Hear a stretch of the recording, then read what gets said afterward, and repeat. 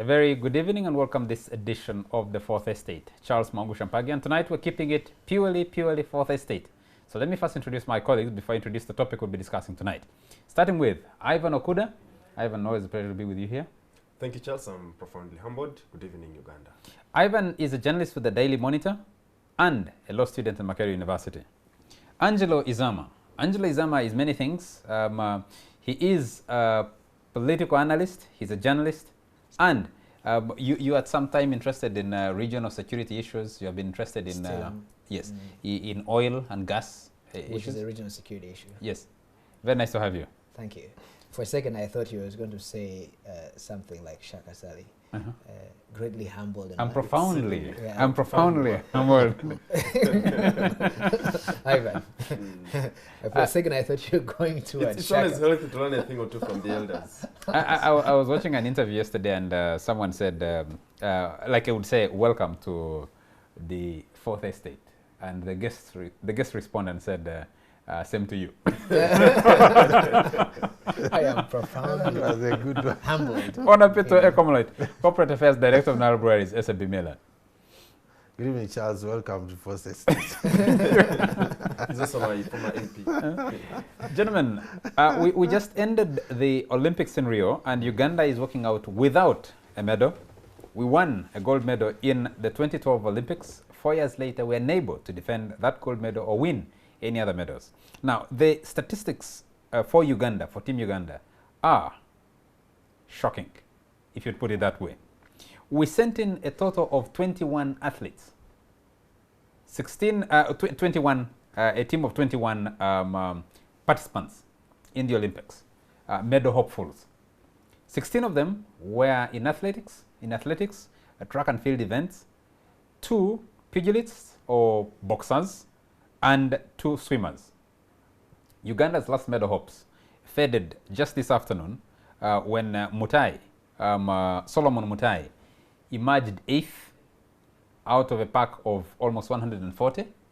The former medal winner, the 2012 medal winner, Stephen Kiprotich, could only manage a 14th place finish, and another Ugandan in that team in the marathon, the 42-kilometer marathon, managed an 88th, I think about 88th position or somewhere there. The other Ugandan in track and field who managed to get something close was Joshua Cheptegei, who also emerged 8th in the 5,000 meters. For the rest of the team, nothing. But now, here's the thing. We sent officially 18 officials from Uganda, from Team Uganda. 18 officials managing 21 participants.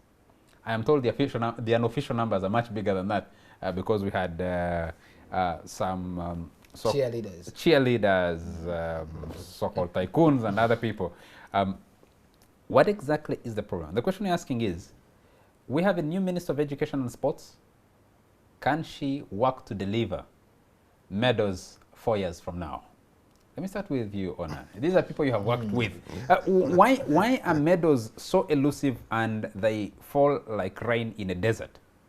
Even if you started tracing this back to John Akibua many years ago. Well, Charles, first of all, I think it's important to compliment the young women and men who represented the country, needless to say, against a lot of odds. And also the spirit of Olympics.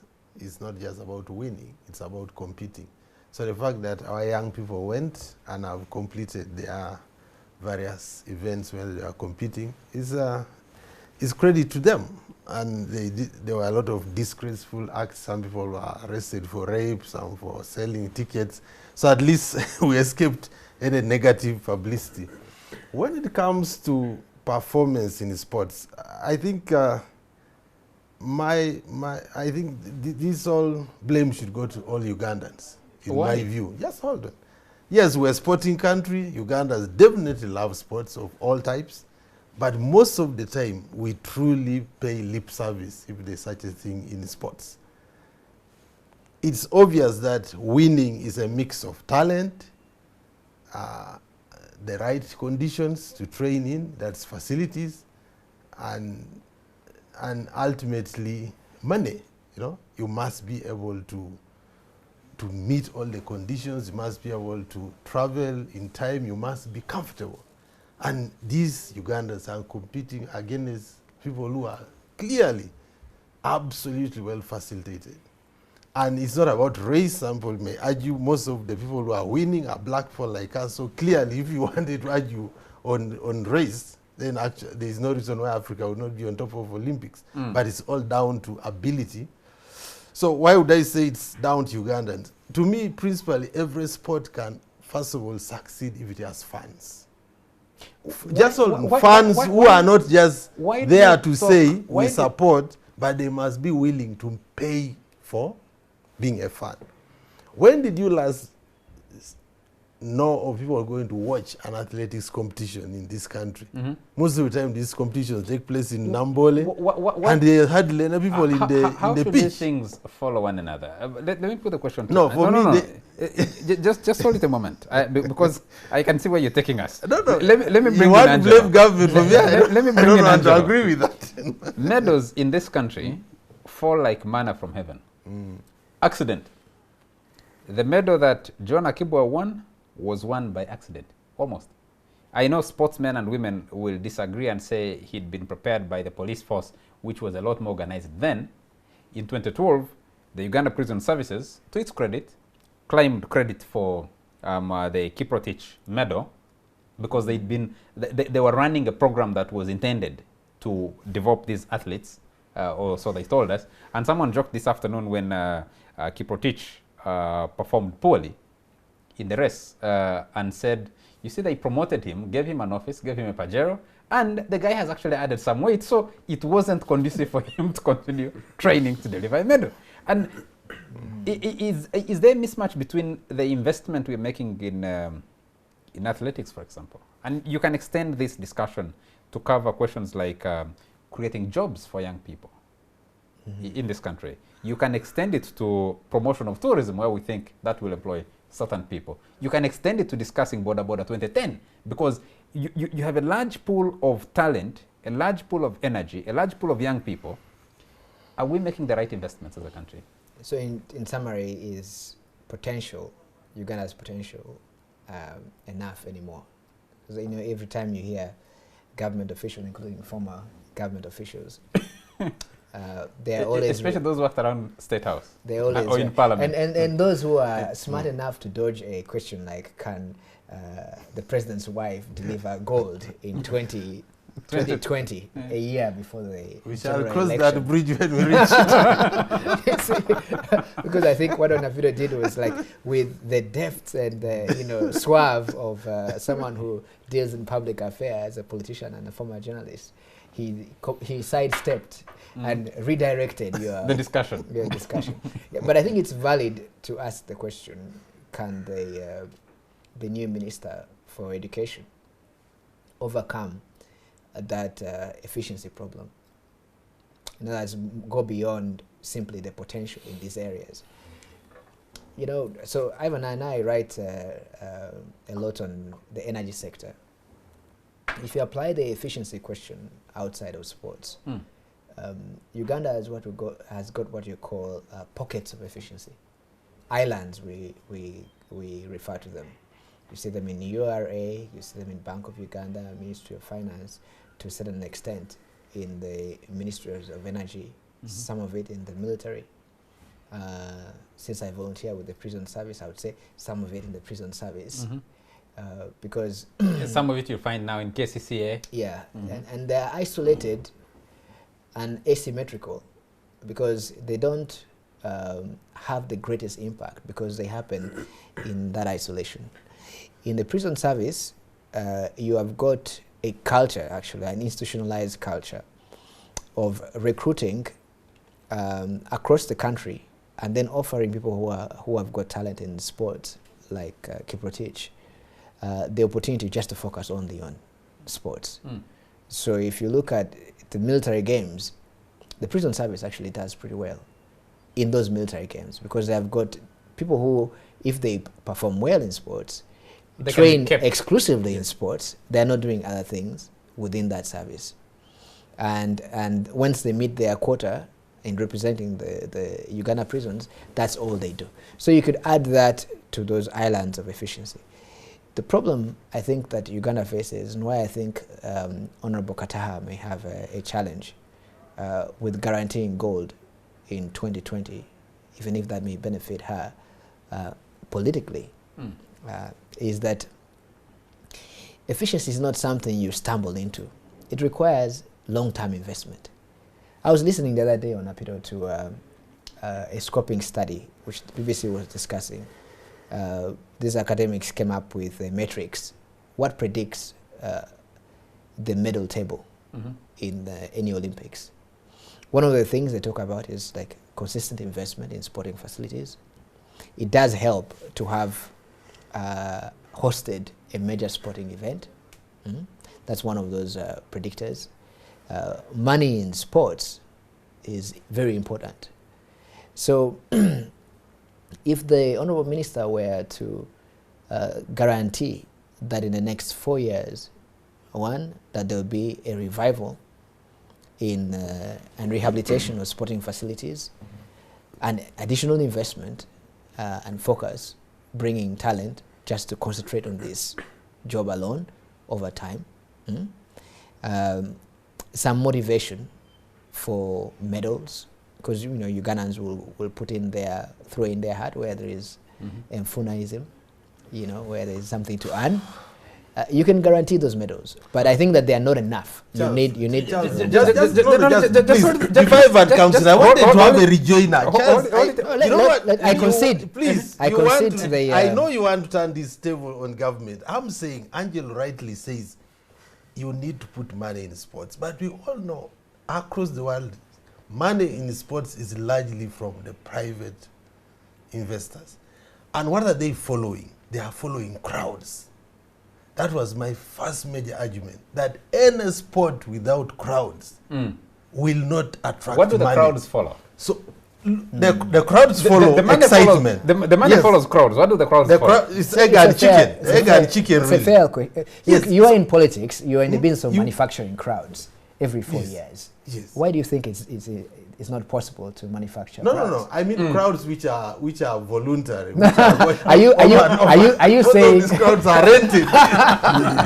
So I'm just saying, if we can blame government, it's fine. But we Ugandans too must pick interest in the sports and make sure money follows where people are following.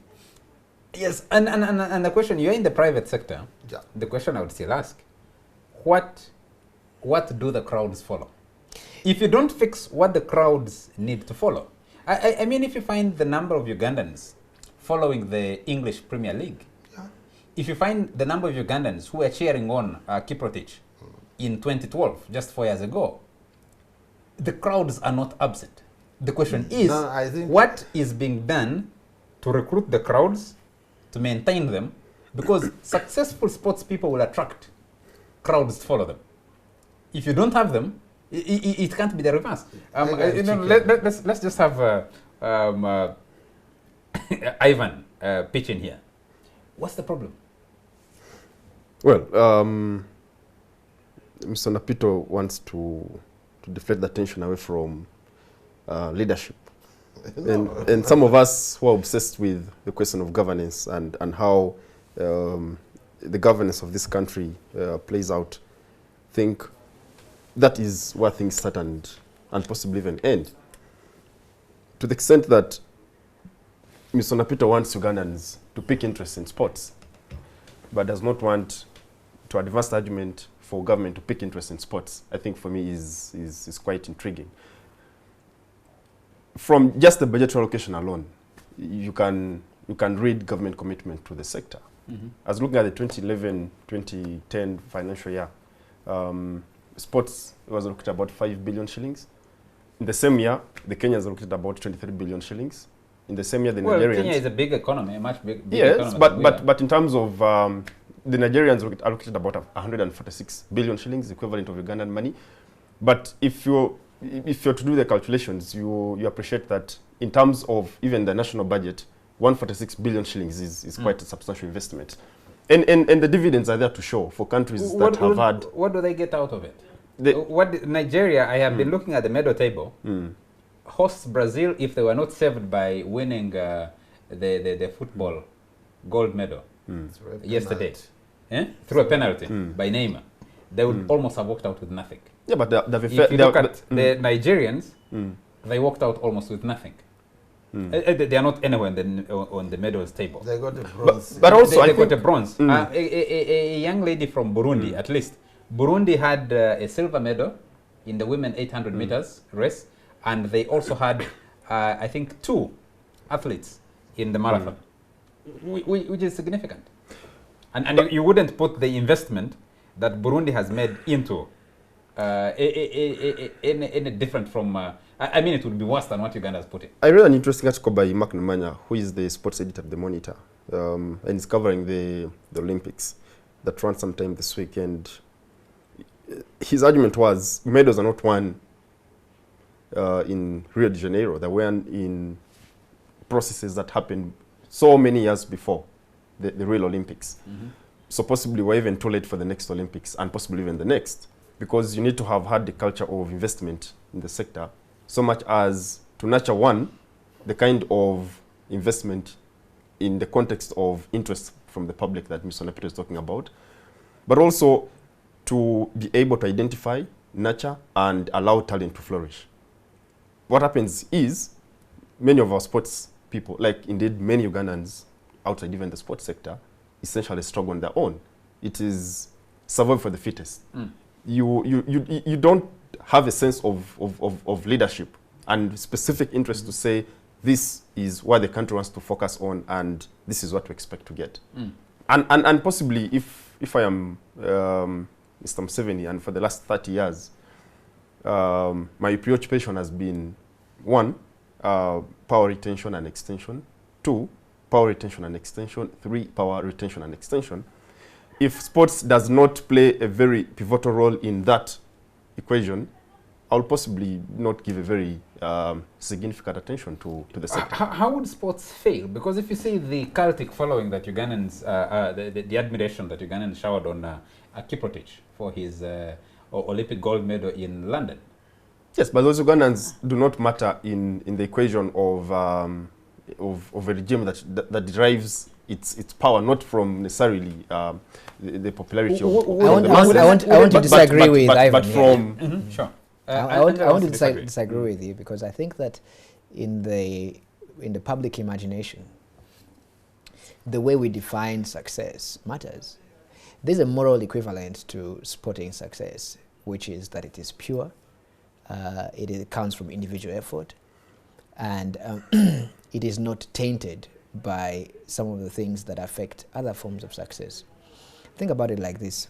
If you're a politician and you succeed unless today, you're caught in a doping scandal like happened to the Russians or to the... and that is a very low point, because the Kenyans. Yeah, because it characterizes the country. Now everyone looks at Russia as one of those countries where, you know, everything is for sale. It's a corrupt country. It's demoralizing to Russians, and they're fighting it. So sporting success, even for Kenyans, is one of the purest forms of success that anyone can aspire to. It doesn't matter. It doesn't really matter where you come from, whether you know which tribe you're from, for example. Here in Uganda, the people that we look at as successful are also the people that we scorn. You know, we deride them.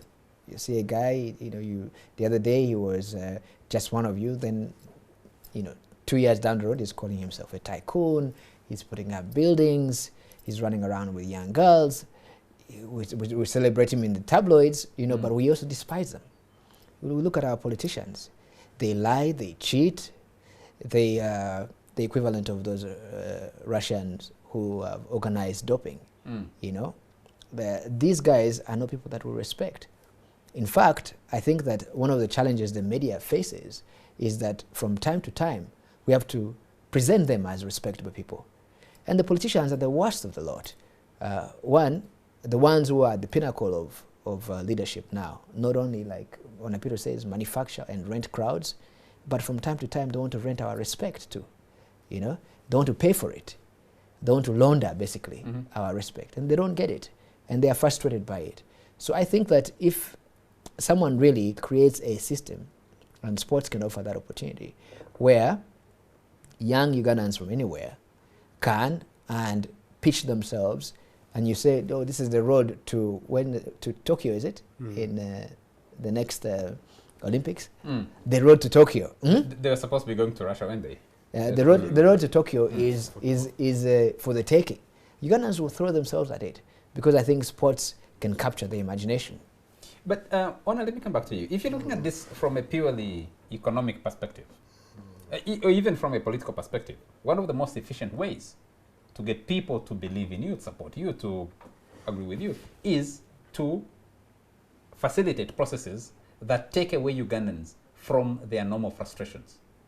Sporting success, obviously, takes people away from their normal frustrations. Number two, it makes good business sense politically and economically if you invested adequately into supporting sports. So why aren't we making the right investment? Look, sports is a big industry, but I still maintain that it's fine for government to invest in sports, and it should invest in sports. But most of the investments, especially in the right infrastructure for sports, will become white elephants if they are not supported by spectators, by fans.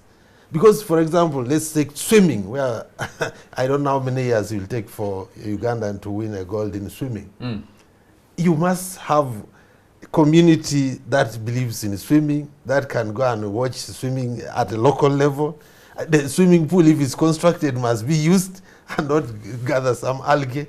So I'm just saying that even our Nambole is to many respects decaying because it doesn't get used as adequately as it should be in terms of sports. It actually fills up on occasions. Occasionally, but I'm saying not routinely. So I'm saying, let's match two things. Let government invest in sports, but communities must also invest in sports. Let private money, I will insist, will readily follow spectators, will readily follow fans. So I'm just saying it requires a collaborative effort between government and the citizens to lift sports in this country. I'm having a little difficulty, Angela, and maybe you could help me out of this. Yesterday, Nambole was almost filled to capacity. Do you know why? Because Bikabya Uganda football finals was being played. How often? The Kabaka was no. The Kabaka was there. I have seen traditional sports like wrestling, traditional wrestling, attracting and rowing. Yes, growing and attracting crowds. But football. No, let me add one thing. It's just not enough to have crowds. They must also be willing to pay. Yes. Look, the Premiership, which everyone is following, is sustained by people who are willing to pay a ticket for the whole season, even when they don't attend a match. Ugandans actually pay.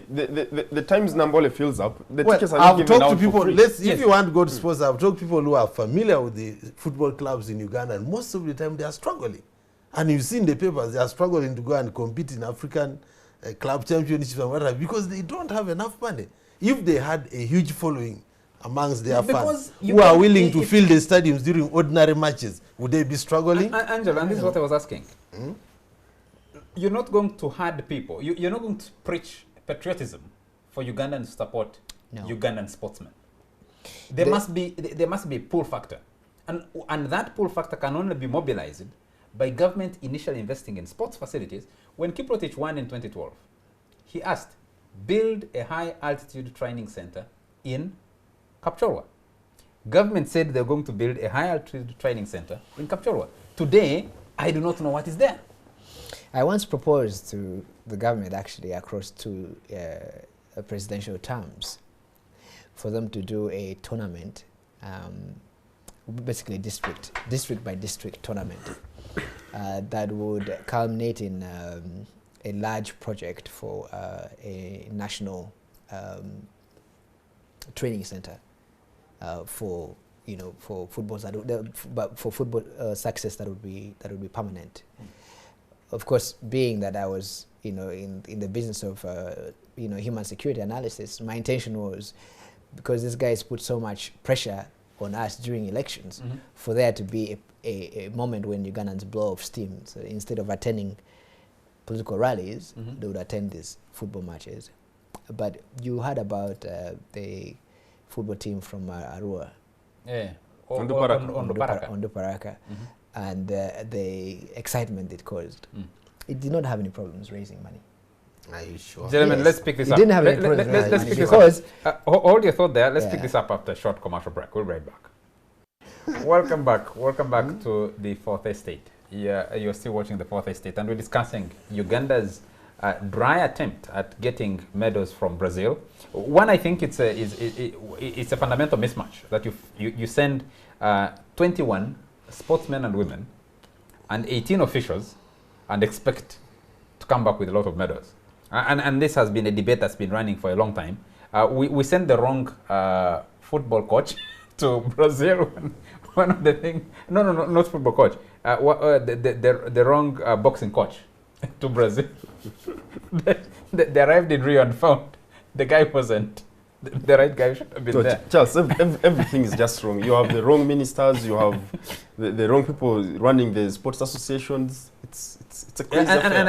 And for our viewers, it's deliberate that we don't have talking heads or officials trying to explain the official position of why things go wrong in this country. We'll need you to participate in this discussion, tell us exactly what needs to be done. But Andrew, let me come back to you. We talked about, let me start with honor, expanding this discussion. It's beyond. If you have a high number of youth as we do, possibly 78% of the population are young people in this country. One of the places you need to absorb them is in sports. One, they could make money out of it. They could make money for the country out of it. But it distracts them from a lot of the things you're talking about. Rented crowds and riotous crowds and everything else. That's one thing. Two is, what else are you looking at as a country? That medal by Kiprotich 4 years ago brought world attention to Uganda. And Uganda was being mentioned, even at these Olympics, as a medal hopeful because we won a medal before. There are only about 300 medals to be won for the whole crowd. And you have so many athletes that participate in this in the Olympics. But you do not have that. What you have is a minister launching Rolex the other day. And I'm comfortable discussing. No. Please, Rolex is a great delicacy, so I have no problem. We're promoting Uganda's culinary tourism, if that's what you want to put it. The other day we were talking about religious tourism. The other day you're talking about something else. We're scattered in so many different things as a country. And you question and say, where is our focus to excel and be good at one particular thing, like the Kenyans have been with athletics, for example, or the Ethiopians? Yeah, it's quite a challenge because I think one of the things, each country has its history, you know, and you must exploit it. People get used to associating a country with something. So if the Kenyans are associated with the prowess in marathons and general track events, Uganda needs to find its niche and exploit it. In terms of sports, What would that be? In terms of sports, if you're Minister of Education and Sports, what would that be? we have a very competent minister now, so I don't want to presuppose that I would be a better minister. I think for me, I still maintain that, yes, football seems to be the thing Ugandans are most interested in. Unfortunately, we don't happen to be prominent in top leagues. Our boys are not yet there. But the desire and the excitement in football is there. But it will take some serious effort. And I still maintain that you need to develop very strong clubs, right from the sub-counties, which are supported by the locals. You must have live membership of clubs. People who don't just abandon the team because it has lost, and then they switch, they cast. You know, you have strong teams in the districts, and those teams will then build to the national team. It has to be a system. There must be a pipeline. Angelo. So for me, I think we can invest in football. The young people and both men and women are excited about the sport, and it could make Uganda a great sporting football country. I saw a former Ugandan football great, Edgar Watson. He's pushing on with what he calls the Edgars, a kind of youth, no, not youth, young people. He is promoting children, trying to interest them in football and train them into professionals. And he was talking about creating generations of great footballers, but many years from now. A few years ago, we had something called the Kampala Kids League. It was very exciting. Went to Europe and won almost everything that was there to be won. A few years later, the Kampala Kids League is no more. The Uganda Premier League is now getting divided. Some people want, there's been a lot of fights in the Ugandan Premier League. But what he's talking about, what Ona is talking about, when Express was a winning team, it was called Mukwano Gwabanji. It was attracting a lot of fans. And they're willing to pay. When Sports Club Villa was winning things, it was attracting fans. When KCCA was winning things, it was attracting fans. The moment they stopped, when Onduparaka from West Nile started winning things the other day, it attracted fans. So the fans cannot be tied simply because I come from Amuria and there is an Amuria football. Yes, you should be a live Amuria member. United, I'm supposed to be a live member. Yes, It doesn't work like that, does it? It could, but it depends on what Ona is referring to as a pipeline. Let us say that we had the Honorable Kataha here, and her challenge appears to me to deliver gold in 2020. If that's her only problem, because she has to deal with the strikes before she can deal. It's all with tied, the actually, to how she views education. Because I think, just to now that you're digressing, I think especially for the elite in today, our kids are, they're getting a raw deal out of the school system. They're spending too much time cramming facts. They are spending too much time in school, simply around books. There's too much emphasis on results, this and that. Sports, physical education is on a decline. Schools are not even, there's so many schools that are licensed, don't even have a pitch of any kind. The pitches have been, especially those around Kampala and urban areas, are being sold. For so you can imagine that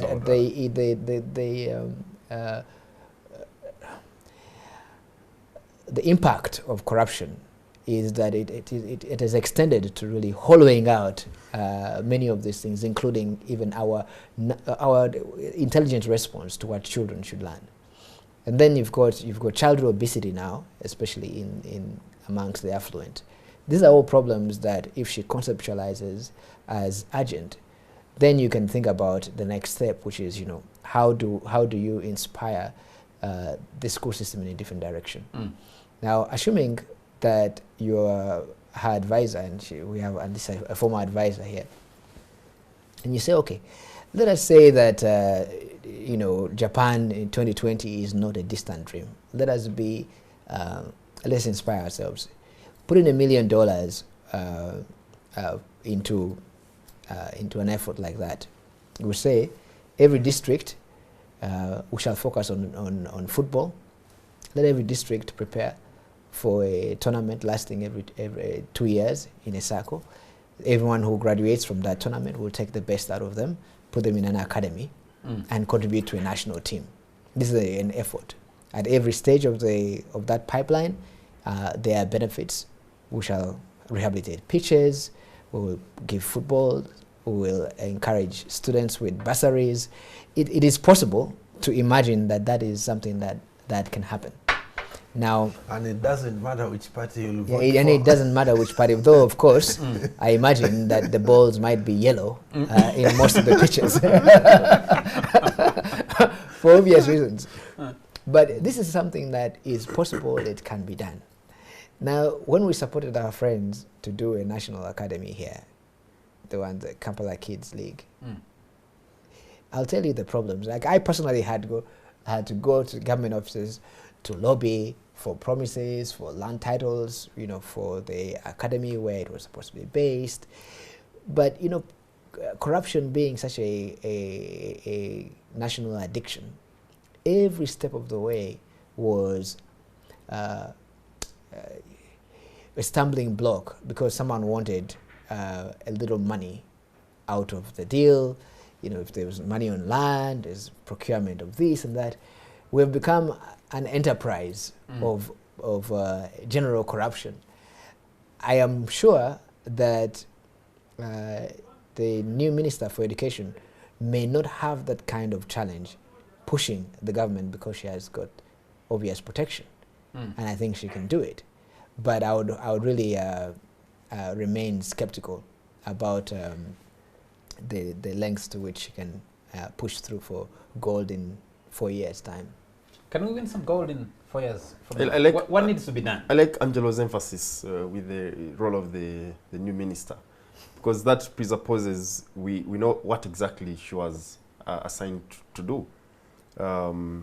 Because we need to first understand somebody's job description before we can have. She's a minister of education. How difficult is that on paper, you're minister of education and sports, but the appointing authority gives you specific deliverables, which may not necessarily be for public consumption. So we need to first understand the vision. I thought this time around, this is called Kisanja Akona Mchezo. He wrote out exactly what he wants each minister to do.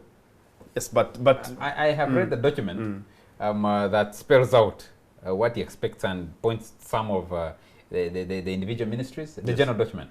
But each ministry or each minister is supposed to have expected deliverables. And specifically tying to that, if you read that document, if you read Vision 2040, you read the National Development Plan 1 and 2, there is specific amount, even the NRM manifesto, specific amount of mention given to investment in the sports sector and nurturing talent and encouraging the sports industry to grow to the horizons that it can get to. But in terms of how much actually gets to be done, there's a very big mismatch. So I think for my friends, especially in the sports fraternity, and it's what I keep sharing with them, I think we need to have expectations that are not only realistic, but in consonance with the reality of a government that seems to have its priorities elsewhere.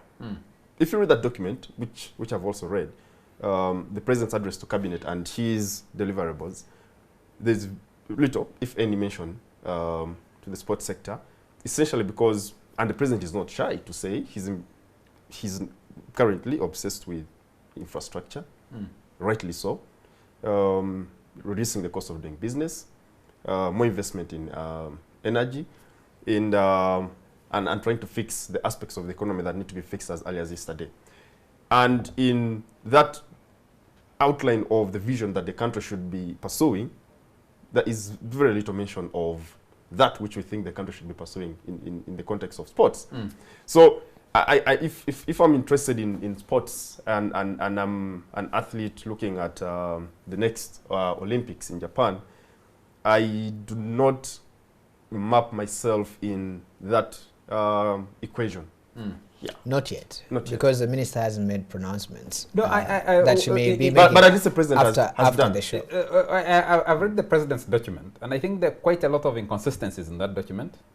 It is in very many places incoherent, and the president is not absolutely certain of what he can achieve. Even on projects like infrastructure, energy, and road infrastructure, the standard gauge railway, he refers to when we get our money from oil, and oil we know will not bring us any money until after 2022.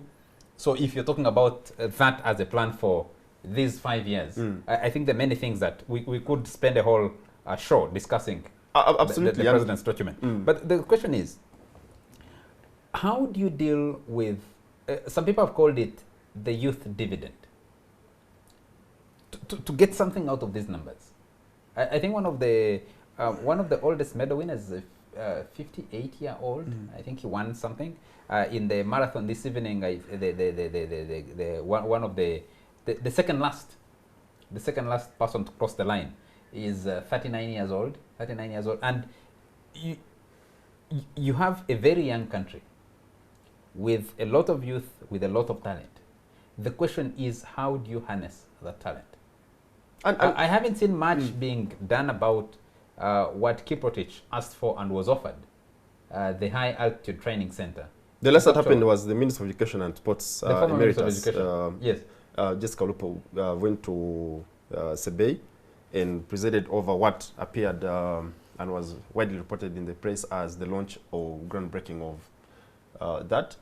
But the construction and the attendance processes seem to have ended the moment her car reversed back to Kampala. And, So the attempt at grading the road could also have been done because she was supposed to be there to possibly. the something. But Charles, I think we need to appreciate, Charles, that we have serious governance questions, and unless those questions are not answered, we shall simply be groping in the dark. Because this kind of question we're having about sports is a conversation we can decently have about possibly cooperatives. It's a discussion you can have about unemployment among the youth, about public universities and why they fail. About every single facet of my pet snack, which owner doesn't want to sports discuss. is also fortunately known to thrive My Rolex, yes. in what you'd consider bad governance. Of course, many people think some of the glorious sporting days in this country were during the Idi Amin regime. 1972 when we went to the finals of the... Yeah, so there's that element. But just hold on. He paid attention. But for me,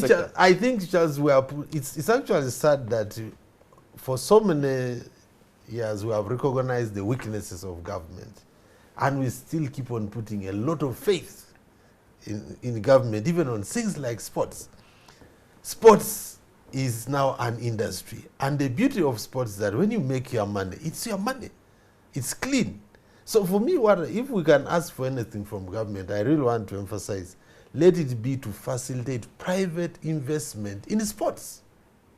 I don't have a lot of faith in government investment. How would that be done? You are talking of the high altitude center. Can you answer yes, how? Government, that's the challenge now. But it doesn't necessarily have to be government money. It can be government ideas how to make private money go into sports. Mr. Napito, in academia, one of the things that we we're taught to do is to always not just quote sources, but give examples of, because if you want to give, if that's the case, can we look at the comparison with other countries in the region? The last I checked, why should we compare with other countries in the region? The last I checked, most countries in the region at least advanced reasonable and substantial amount of money to even facilitate the teams that flew to Brazil. What happened in the Ugandan case, without going to the specifics, is that the entourage actually gets more facilitation than the actual... The 18 guys. So the 18 person team is essentially like a child on the street. You're essentially moving with a begging bowl, essentially begging government to even give you the basic facilitation that you need to keep you running for the duration of the Olympics. No, but that's a tragedy. You raise the question of governance, and I think I want to agree with Onapito. You have a winner from Burundi, a silver medalist from Burundi. And when you put questions of governance, you have strong performance from Eritrea. This just concluded Olympics. Yeah, but and you have, of course, traditionally, Ethiopia is not the best governed country, but it has mastered winning events, especially the marathons. But by governance, I don't necessarily mean that Uganda is badly governed or that we have a dictator for president. You can actually have a dictator who has attention to issues that are close to the heart and development agenda of the population of that country. So it's possible to have a country run down like Burundi, but Pierre Nkurunziza, God bless him, has specific attention to sectors such as sports. My contention is... He's a football fanatic. He actually plays football. Yes. He crosses the road to play football. You've answered it. Every afternoon. So in Uganda, we don't seem to take sports that serious. And yet we seem to expect so much from the establishment. We should actually be winning at least. We should be winning in archery, which is so close to shooting. That is our specialty. I don't know why we're not doing that. There is an original idea. Of all, if you take all the collection of countries, if there was a medal table for the number of countries where your soldiers are, Uganda would probably be number 1, number 2. I think we have got more troops abroad than most Western countries, certainly than most of the big powers. So maybe we should pick up sports that involve a certain amount of violence, at least in concentrated and supervised environments. No, but this is, look, when people talk about our problems as a collection of communities in our government. I agree that, especially with the NRM, I think they're facing the problem of they run out of great ideas. They are finding it difficult to inspire government because the bureaucracy is going to ground to a halt. And he reports about this every day.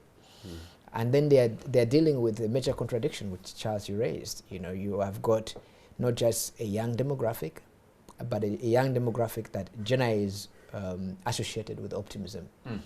And yet when you look at the public discourse, it's more about what you can't do. You know. In fact, Ugandans, many of them are leaving the country and applying that youthful optimism to opportunities that are outside our borders. And they're doing well. I think we need to take a break. Okay, we should be taking a break, yes. Then let me just conclude. Sure. To break this conundrum, one really has to be optimistic. And one has to start somewhere.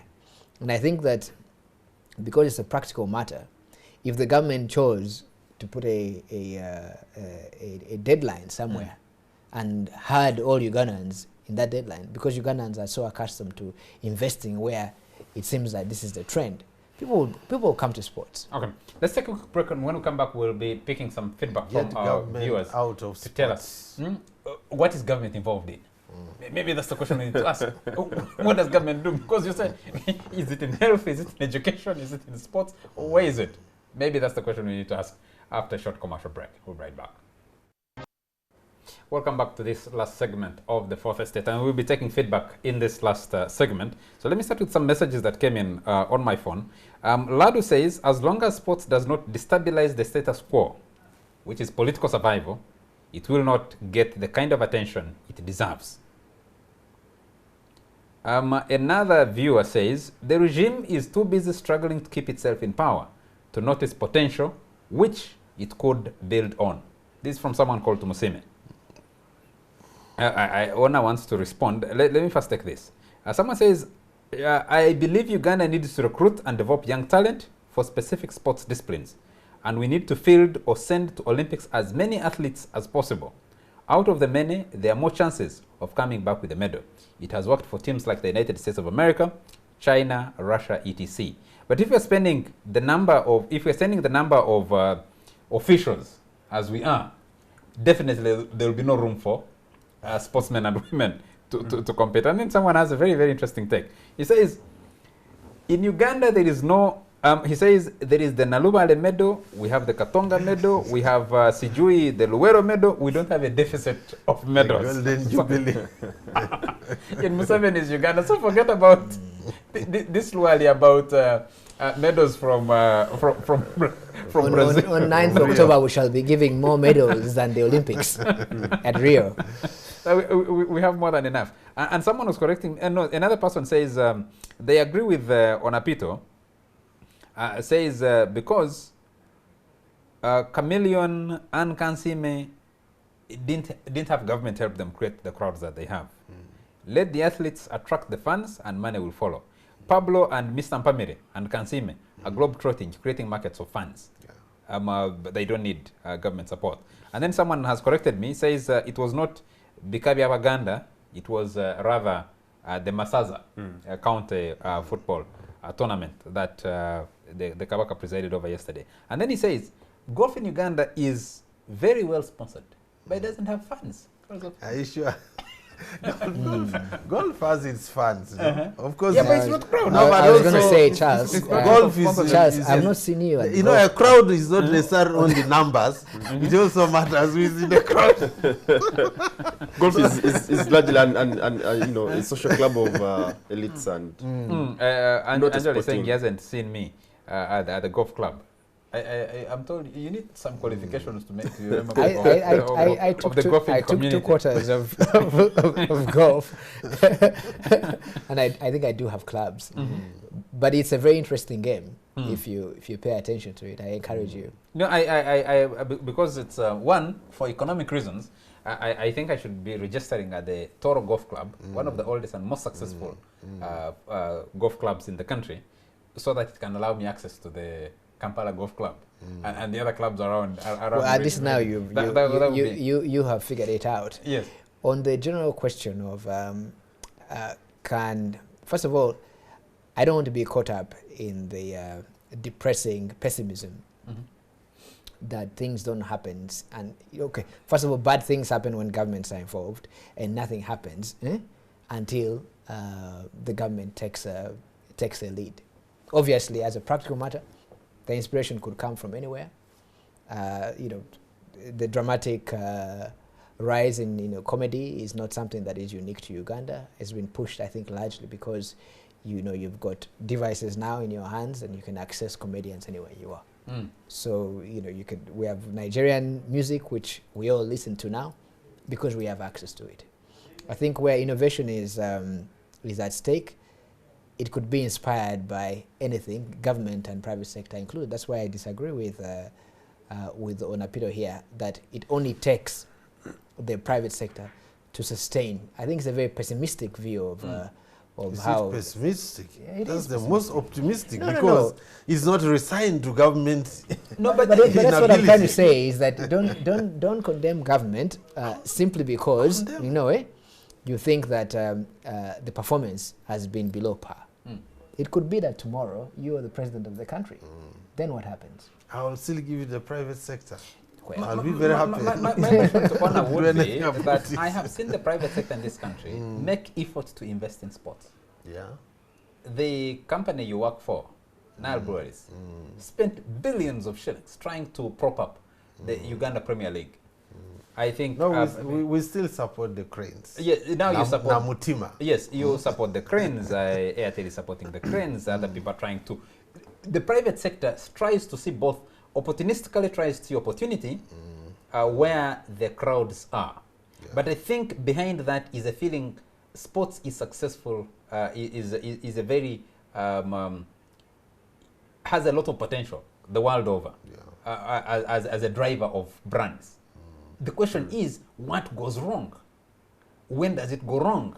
Why can't it be sustained? Of course, there's a management issue. I mean, we hear across the world. I mean, the premiership that most of us are hooked to, you see clubs sacking coaches because of poor management. So ultimately, it's not just about money. It's not just about whether it's from government or from private. Somebody has managed that money well. So that's also another question. But for a club or for any team to be managed well, some people must feel the pain. You see, fans in the stadium are protesting that the coach should go. So if Ugandans are not, again, I turn the table on Ugandans, if they are not coming out to protest, like now the poor Olympics performance, that's one reason maybe General Kaihora should allow people to protest if they wish. I mean, you can protest against the government, against the coach, you need pressure for people to behave well. Otherwise, if we all sit back, and then nothing will change. Is there a problem actually right there, Ivan? Because when we have a winner, when the Uganda Cranes goes and wins things, they get invited to a State House dinner. We have fans receiving them.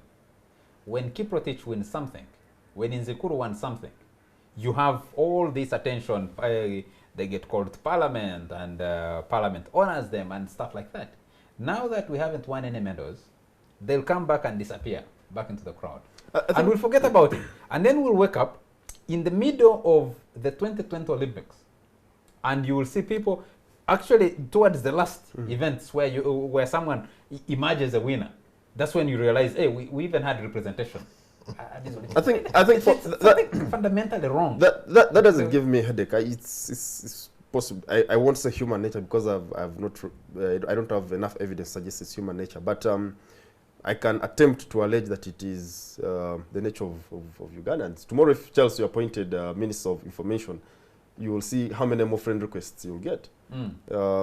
It's just in our instinct to be attracted to success, and they have a winning culture. Yes, we have a winning culture, and to be it doesn't matter how we win. Yes, I mean, it's what Angela was talking about. It doesn't matter when we meet Ivan tomorrow. He's driving a huge car. Yes, he seems to have some cash around him. then we say, the guy is, the Yes. young man is very And then successful. you- He's you- doing well. that's when yeah, it was actually my hobby. Yes. And then that's how And he doesn't want to remember that he was absolutely an alumni. the stories and profiles you read about people, whether in farming or in business, are stories of people who've struggled and made it. But no one ever writes the story of a person who's still in the struggle or in the hustle. It's usually, you know, a story that comes after you catch the eye of the journalist after you've made it. You scarcely catch the eye when you're still in the struggle. So it's in our nature and instinct to be attracted to success and gold. So I think for me that doesn't bother me. What bothers me is we don't seem, especially at the level of whether it's the private sector or government, to be putting enough investment, both in terms of morale. How, for example, do you reward the men and women who've brought glory to this country in the past? The Monta one time did a series tracing the lives of Uganda's sporting glory. Sporting greats. Yes, and many of them are essentially resigned to despair. How that encourages or discourages people who are currently in the struggle to bring more glory to the country is quite obvious. How, for example, do you encourage young people to pick interest in the sector, not as a lucrative, not as a leisure activity? In schools, for example, sports is considered a co-curricular activity. If you go by Angelo's argument, it's actually a waste of time, because that's why we're spending a lot more time, he called it cramming.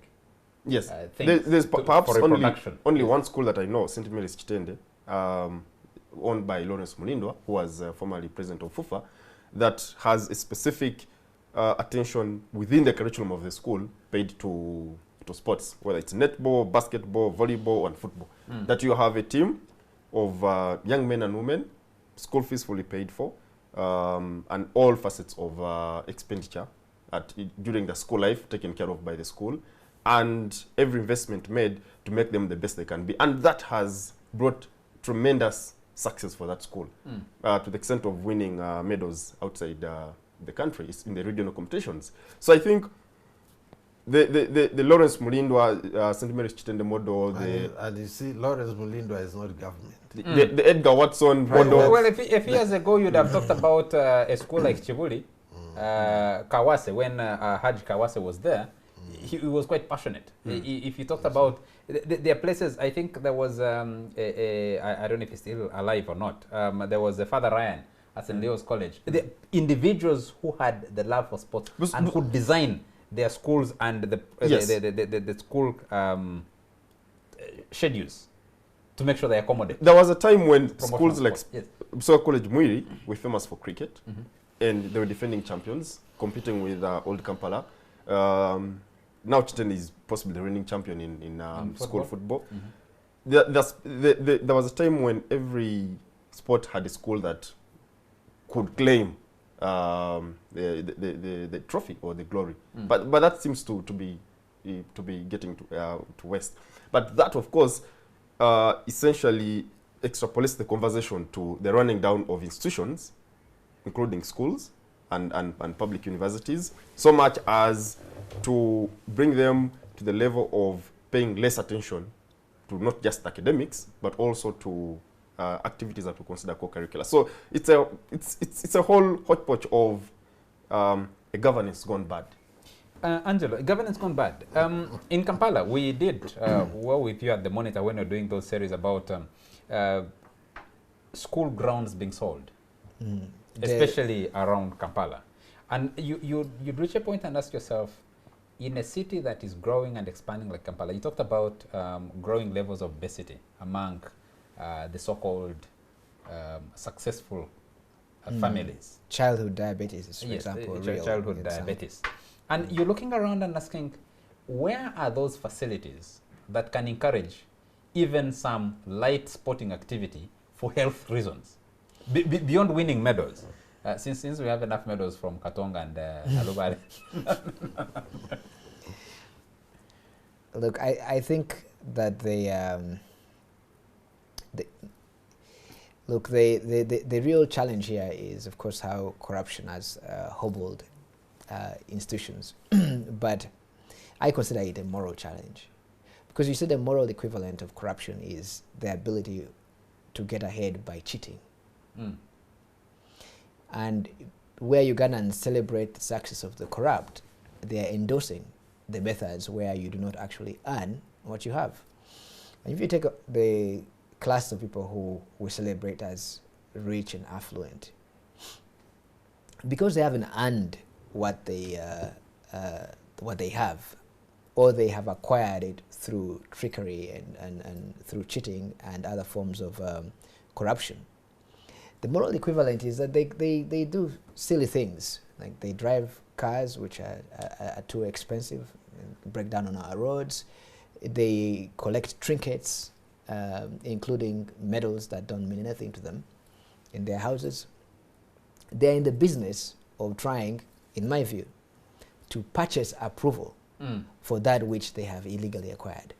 So you need, in my view, you need this. Why sports is so important is that sporting discipline, by its very nature, is something whose effort is undeniable. It's there, you can see it. Anyone can, if they train hard, like John Akibwa, did. If you watch his documentary, put his heart into it, can succeed. The rules are level. Yeah, you would say the same of guys like Michael Phelps. He held in, despite all the problems that he had. Yeah, Charles, yes. for that really I still want to argue for a community spirit. Growing up, and the private sector that let's not now the private. I'm not talking about the community now. Growing up, there was something called a community center, kind of community club, which was part of the sub-county system. Among other things, served as a place for, there was adult education, but also there was libraries and sports community facilities. theater, people would watch drama. Today, most of those places have ceased to exist. Okay, the private sector, government is not doing its part to sustain it, but also the community, unfortunately, has gone to other things. Their major relaxation is your product. Often not beer, but something related to that world. So I think the communities need also to rediscover that zeal to first of all start sports at community level, of all kinds of sports. People must be able to. You don't want to. All those things exist at one point. They all exist at some point. But I'm saying now we need to rediscover them. I'm having difficulty buying your line of argument because why? You want to blame the government. You find people who have an interest in those things. The death of community centers, the disappearance of school grounds, the relegation of physical education and sports on the school curriculum are not things that have been created by the community. There is something at some point. By the way, that is absent. Can I pick just one caller or two, and then we get out of here because we're out of time. Do we have any caller online? Hello? Hello? Hello? Yes, your name and where you're calling from. Keep your question or comment brief. Yes, hello? Yes, we can hear you, sir. Yes, I'm calling from Kampala. Yes, please, your name, sir. My name is Rodney. Yes? Yes, man, I was saying. Yes, sir. I was saying one of the things I think that that Onabito said is true. The government is not involved in being in sports in general. That is there, and you see that just from the recent elections, the need for government to be involved in almost everything. The very, very power hungry, should I say? And anything that seems to maintain power, to bring more power, the government is involved. But